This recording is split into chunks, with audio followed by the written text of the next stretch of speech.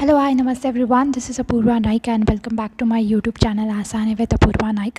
आज के इस वीडियो में हम बात करने वाले हैं प्रीवियस ईयर क्वेश्चंस के बारे में। 2023 में जो इवोल्यूशन के क्वेश्चन आए हुए हैं वो सारे आज हम डिस्कस करने वाले हैं। अगर आपको ये वीडियोस अच्छी लग रही है और ऐसी वीडियोस आपको चाहिए अगर मैं अपलोड करूँ तो प्लीज़ आप मेरे चैनल को सब्सक्राइब करना ना भूलें।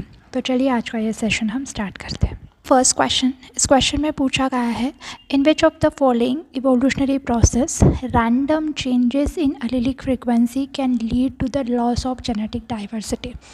सो यहाँ पे ऐसे पूछा है कि इवोल्यूशन की कौन सी प्रोसेस है जो रैंडम चेंजेस लाती है एलीलिक फ्रीक्वेंसी में, और एलीलिक फ्रीक्वेंसी में आए हुए रैंडम चेंजेस के कारण जेनेटिक डाइवर्सिटी लॉस हो जाती है। जीन फ्लो को हम सिंपल भाषा में कहें तो हम कहते हैं जीन माइग्रेशन, मतलब किसी अदर जगह से हमारी जगह पर कोई भी ऑर्गेनिज्म आ रहा है जिसके कारण जीन जो है वो नया जीन किसी भी नया एरिया में एंटर कर रहा है। इसलिए कोई भी ऑर्गेनिज्म नया एरिया में एंटर कर रहा है इसका मतलब वो नया जीन लेकर आ रहा है। सो इसके कारण रैंडम एलीलिक चेंजेस तो आते हैं लेकिन उसके कारण जेनेटिक डाइवर्सिटी लॉस नहीं होती, जेनेटिक डाइवर्सिटी बढ़ जाती है। सेकेंड, रिकॉम्बिनेंट इवेंट के कारण भी जेनेटिक डाइवर्सिटी लॉस नहीं होती। उसके बाद है spontaneous selection. So spontaneous selection को ही हम नेचुरल सिलेक्शन कहते हैं। जो भी ऑर्गेनिज्म के पास जो भी कैरेक्टर है वो उस कैरेक्टर में अगर उसको बेनिफिट दे रहे हैं तो वो सिलेक्ट हो जाएगा, तो उसके कारण भी जेनेटिक डाइवर्सिटी लॉस नहीं होती है। थर्ड ऑप्शन अगर हम देखिए जेनेटिक ड्रिफ्ट मतलब क्या, it's a natural random and directionless changes in allelic frequency simply as a result of change from one generation to the next in a small population is known as a genetic drift. So genetic drift मतलब क्या, किसी भी spontaneous event के कारण अगर environment में कोई भी species loss हो रही है, वो कोई भी इवेंट हो सकता है, जैसे फ्लड आया है, अर्थक्वेक आया है, उसके कारण और कोई स्पीसीज़ उस जगह से माइग्रेट हो चुका है, तो उसके कारण जो नॉर्मल एरिया, जो नेचुरल एरिया है वहाँ से कोई ऑर्गेनिज्म चला जा रहा है, इसका मतलब वहाँ पे जो डाइवर्सिटी है वो कम हो रही है। सो जेनेटिक ड्रिफ्ट के कारण जो जेनेटिक डाइवर्सिटी है वो लॉस हो जाती है, पहली चीज़। और दूसरी चीज़ जो है वो जेनेटिक ड्रिफ्ट एक रैंडम इवेंट है, वो किसी भी पर्टिकुलर जीन को सिलेक्ट करके नहीं हो रहा है, इट्स रैंडम। सो इसीलिए genetic drift is a changes in allelic frequency in the population from one generation to another that occur due to the chance event. इस फिगर में यहाँ पे दिया गया है, this is a natural population जो वहाँ पे पहले थी। किसी भी रैंडम इवेंट के कारण यहाँ से जो ग्रीन कलर के जो बीटल है वो क्या हो गए, उस एरिया से चले गए। अब यहाँ अगर हम लास्ट पिक्चर में देखें तो यहाँ बहुत ज़्यादा ब्राउन पिटल्स ज़्यादा है, ग्रीन पिटल्स कम हो गए। इसका मतलब वहाँ पे जो जेनेटिक डाइवर्सिटी है वो क्या हो गई, लॉस हो गई। सो इसीलिए जेनेटिक ड्रिफ्ट के कारण जो जेनेटिक डाइवर्सिटी है वो लॉस हो जाती है, and this is one type of random changes. So I hope ये क्वेश्चन आपको समझ में आया होगा। इसका जो आंसर है दैट इज़ जेनेटिक ड्रिफ्ट, क्योंकि जेनेटिक ड्रिफ्ट ही एक रैंडम इवेंट है और उसके कारण जेनेटिक डाइवर्सिटी लॉस हो जाती है। ये सारे अगर हम देखें तो इसके कारण जेनेटिक डाइवर्सिटी लॉस नहीं होती है, पर जेनेटिक ड्रिफ्ट के कारण जेनेटिक डाइवर्सिटी लॉस हो जाती है। So this is the second question. So इस क्वेश्चन में पूछा गया है, which type of interaction that involve an individual sacrificing some of its own reproductive success for the benefit of other. So यहाँ पे पूछा गया है ऐसा कौन सा इंटरेक्शन है या ऐसा कौन सा एनिमल बिहेवियर है जिसमें एनिमल खुद की लाइफ को सैक्रिफाइस करके अपने ऑस्प्रिंग्स और अपने रिलेटिव्स को बचाता है। सो यहाँ पे ऑप्शंस दिए गए हैं, cooperation, second one is a mutualism, third one is a commensalism, and fourth one is an altruistic behavior. So इस क्वेश्चन का आंसर जो है that is an altruistic behavior. So altruism क्या है, इसका पूरा डिटेल वीडियो मैंने इस चैनल पे अपलोड किया है। अगर आपको अल्ट्रिज्म क्या है ये पता नहीं है तो आप वो वीडियोस डिटेल में देख सकते हैं। सो यहाँ पे मैं सिंपली आपको समझाना चाहती हूँ, दैट इज़ अल्ट्रिज्म मतलब कोई ऑर्गेनिज्म जो भी किसी भी ग्रुप के सम ऑर्गेनिज्म जो होते हैं यहाँ पे इस पिक्चर में दिखाया गया है, यह है मेयर कैट।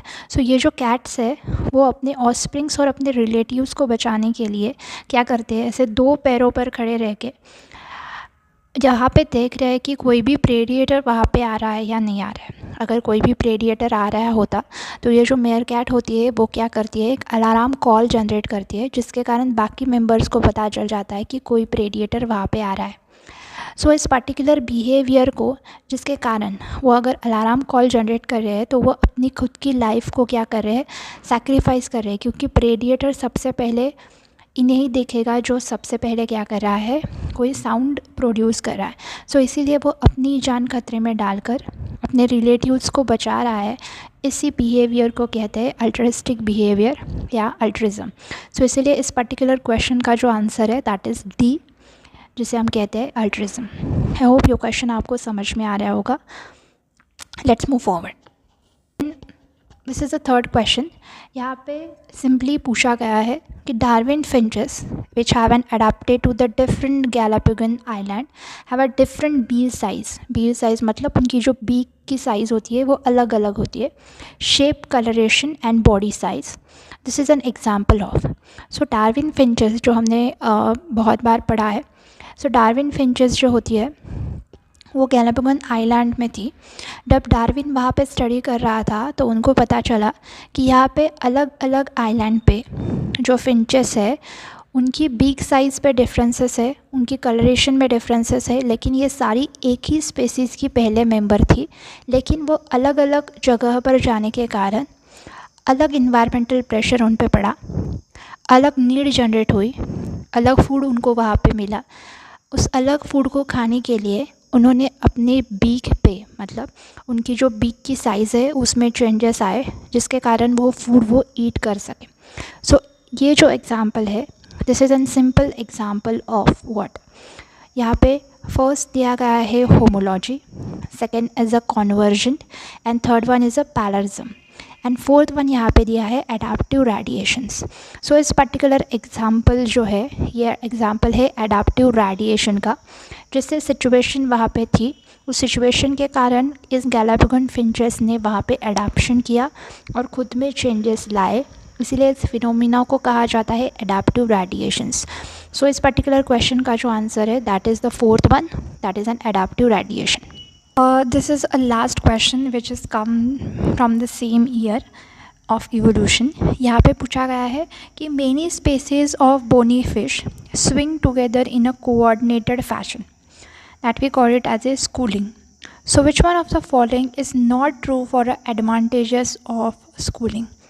सो स्कूलिंग मतलब क्या, बहुत सारे हमने फिल्म्स में ये देखा है या कार्टून फिल्म्स में देखा है कि जो फिश होती है वो एक साथ स्विम करती है, सो उसे कहा जाता है schooling. So one of the primary reason जो फ़िश यहाँ पे इस तरह से स्विंग करती है from the schools is a protected against the predator. पहली चीज़ ये है कि वो प्रेडिएटर से खुद को प्रोटेक्ट कर सके। By swimming in a large group fish create a visual illusions that confuse the predator, making it difficult from them to single out the individual prey. So इसका पहला कारण ये होता है कि ये प्रेडिएटर से खुद को बचा सके। यहाँ पे अगर हम ऑप्शंस देखें तो ऑप्शन में दिया गया है avoiding predator. So yes of course first reason is correct. यहाँ पे हमें पूछा गया है नॉट ट्रू, सो पहला तो करेक्ट है। पर हम देखें तो locating the food sources, so of course अगर ग्रुप में हम जा रहे हैं तो फूड सोर्सेस लोकेट करना इजी हो जाता है। So second thing is also correct. Third one is an increasing reproductive success. Of course अगर ग्रुप में कोई इंडिविजुअल रह रहा है तो रिप्रोडक्टिव सक्सेस बढ़ाने के चांसेस ज़्यादा है, क्योंकि मेट वहाँ पे मिल जाता है।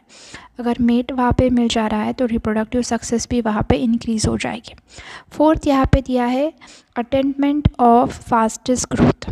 So this is the wrong one, क्योंकि ऑर्गेनिज्म साथ में अगर रह रहे हैं तो उनके ग्रोथ रेट नहीं बढ़ेगी। वो जिस ग्रोथ रेट से बढ़ता है ऑर्गेनिज्म वो इसी ग्रोथ रेट से बढ़ेगा, ग्रोथ रेट इंक्रीज़ नहीं होगी। So of course D is the wrong option. So इसके कारण हमें यहाँ पर रॉन्ग ही पूछा है, इसीलिए D is the correct option for this particular question. So इस क्वेश्चन का आंसर जो है वो डी है। I hope you got this particular questions. यही सारे क्वेश्चन जो है वो 2023 में पूछे गए हैं इवोल्यूशन के।